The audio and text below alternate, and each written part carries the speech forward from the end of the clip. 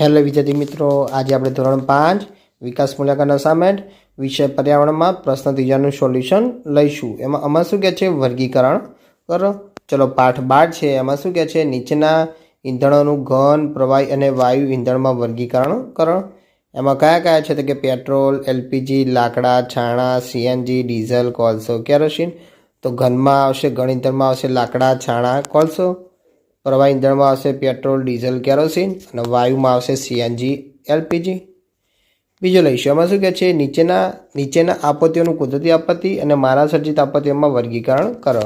એમાં કયા કયા છે? તો કે ધરતીકંપ, જ્વાળામુખી, યુદ્ધ, રોગચાળો, વિસ્ફોટ, ધક્કામુક્કી, પૂર, સુનામી, હુલ્લડ, વાવાઝોડું, દાવાનળ, આતંકવાદી હુમલા, કોમી રખામણો. તેમાં જવાબ આવશે રમખાણો. તો એમાં જવાબ આવશે કુદરતી આપત્તિમાં આવશે ધરતીકંપ, જ્વાળામુખી, વિસ્ફોટ, દુકાળ, પૂર, સુનામી, વાવાઝોડું, દાવાનળ. પછી માનવ સર્જિત આપત્તિમાં આવશે યુદ્ધ, રોગચાળો, ધક્કામુક્કી, કૃમિ, પછી કે રમખાણો, હુલ્લડ, આતંકવાદી હુમલા.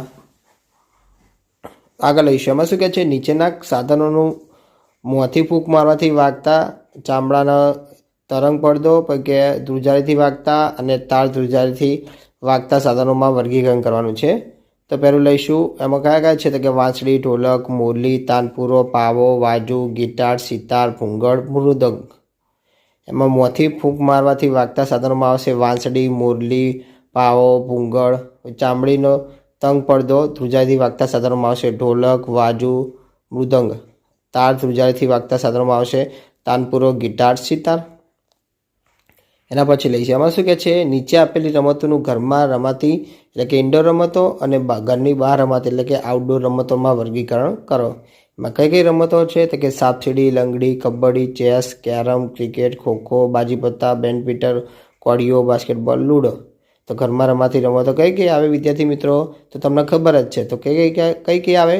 તો કે સાપસીડી, ચેસ, કેરમ, બાજીપત્તા, કોડિયો, લૂડો. ઘરની બહાર રમાતી રમતોમાં આવશે લંગડી, kabaddi, cricket, kho kho, badminton, basketball. એના પછી લઈશું. એમાં શું કહે છે? નીચેના પ્રાણીઓનું પાલતુ પ્રાણીઓ અને વન્ય પ્રાણીઓમાં વર્ગીકરણ કરો.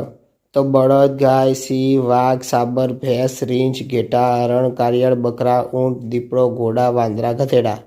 તેમાં પાલતુ પ્રાણીઓમાં આવશે બળદ, ગાય, ભેંસ, ઘેટા, બકરા, ઊંટ, ઘોડા, ગધેડા. વન્ય પ્રાણીઓમાં આવશે સિંહ, વાઘ, સાબર, રીંછ, હરણ, કારિયાળ, દીપડો, વાંદરા. પ્રશ્ન ત્રીજાનો બ લઈશું. એમાં શું કહે છે? માગ્યા મુજબ ઉત્તર લખો. એમાં પાઠ 12 છે. એમાં શું કહે છે? નીચે આપેલી ટ્રાફિકની નિશાનીઓને અવલોકન કરો અને નામ લખો. તો ચલો, પહેલી નિશાની છે શું કહે છે? તો કે જમણી તરફ વળવું. બીજી નિશાની શું કહે છે? આગળ દવાખાનું છે. ત્રીજી નિશાની શું કહે છે? કે યુ ટર્ન મનાય છે. ચોથી શું કહે છે? ઝીબ્રા ક્રોસિંગ પરથી રસ્તો ઓળંગવો. પાંચમી શું કહે છે? જમણી બાજુ વળવાની મનાઈ છે. ચલો, એના પછી શું કહે છે? નીચેના કાર્યો કોણ કરે છે તે લખો. પાઠ 16માં આવે છે. તો ચલો, પહેલું કાર્ય શું છે? કપડાને ઇસ્ત્રી કરવી. કોણ કરે? તો કે ધોબી. બીજો, રસ્તાની સફાઈ કરવી. કોણ કરે? તો કે સફાઈ કામદાર. ત્રીજો, ટ્રાફિકનું નિયમન કરવું. તો કે ટ્રાફિક પોલીસ. ચોથો, શાકભાજી વેચવી. તો આવશે કાછીઓ. પાંચમો, બસ ચલાવી. તો કે ડ્રાઈવર. 6, ઘરનું ચણતર અને પ્લાસ્ટર કરવું. તો કે કડીઓ. 7, દર્દીને તપાસી દવા આપવી. તો કે ડૉક્ટર. 8, શાળામાં ભણાવો. તો કે શિક્ષક. પાઠ 17માં શું કહે? તમે જાણતા હોય તેવા ખેલાડી અને તેમની રમતના નામ લખો. તો ખેલાડીનું નામ લખ્યું છે એક બાજુ વિદ્યાર્થી મિત્રો, અને તેની રમતનું નામ બીજી વાર લખ્યું છે. ચલો, સચિન તેંડુલકર શું રમે? તો કે ક્રિકેટ. મેરી કોમ તો કે બોક્સિંગ. સાનિયા નેહવાલ તો આવશે બેડમિન્ટન.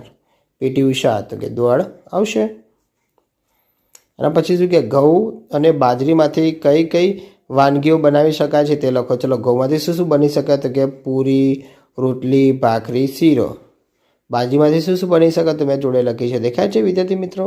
એમાં લખી છે ઢેબરા, રોટલા, મુઠિયા, થેપલા. ચલો, એના પછી શું કે નીચેના કોષ્ટકમાંથી કુટુંબના સભ્યો વચ્ચેના સંબંધો શોધી તેના નામ આપેલી ખાલી જગ્યામાં લખવાના છે. તો વિદ્યાર્થી મિત્રો મેં અહીંયા લખેલા છે, દેખાય? ગોતી તમારા રીતે ગોતી ગોળા કરી નાખવાનું રહેશે અને આ રીતે જોડે લખી નાખવાનું રહેશે. તો કે દાદા, દાદી, પિતાજી, મમ્મી, કાકા, ભત્રીજો, ભાણીઓ, પિતરાઈ, ભત્રીજી, કાકી, ફોઈ, ફુવા, બહેન, બનેવી, ભાઈ. આ દરેકે દરેક તમને અહીંયા જો મેં ગોરાઉન્ડ કરેલા છે તમારા રીતે ગોતીને ગોરાઉન્ડ કરી નાખવાના રહેશે અને જોડે લખી પણ નાખવાના રહેશે. પાઠ 23માં એમાં શું કહે છે? વિવિધ ડેરીઓ અને તેમના જિલ્લા લખો. ચલો ડેરીઓનું નામ લખ્યું છે કે અમૂલ ડેરી તો કે ક્યાં આવેલી છે? તો કે આણંદમાં. બીજી દૂધસાગર ડેરી તો કે મહેસાણામાં. ત્રીજી બનાસ ડેરી તો કે પાલનપુર. ચોથી સાબર ડેરી તો કે સાબરકાંઠા એટલે કે હિંમતનગર સાબરકાંઠા. પાંચમો સુમુલ ડેરી તો આવશે સુરત. પછી બરોડા ડેરી તો કે વડોદરા. પછી ગોપાલ ડેરી તો કે રાજકોટ. પછી બીજું લઈશું એમાં શું કહે છે? નીચેના ગુજરાતના જોવાલાયક આવેલા છે તેનું નામ લખો. તો કે જોવાલાયક સ્થળ અને જિલ્લાનું નામ. ચલો મોઢેરાનું સૂર્ય મંદિર ક્યાં આવેલું છે? તો કે મહેસાણા. પાવાગઢ પર્વત તો કે પંચમહાલ. અડાલજની વાવ તો કે ગાંધીનગર. સોમનાથ મંદિર તો કે ગીર સોમનાથ. રાણીની વાવ તો કે પાટણ. શામળાજી મંદિર તો કે અરવલ્લી. તો કે કબીરવડ તો કે ભરૂચ. તિથલ તો કે વલસાડ.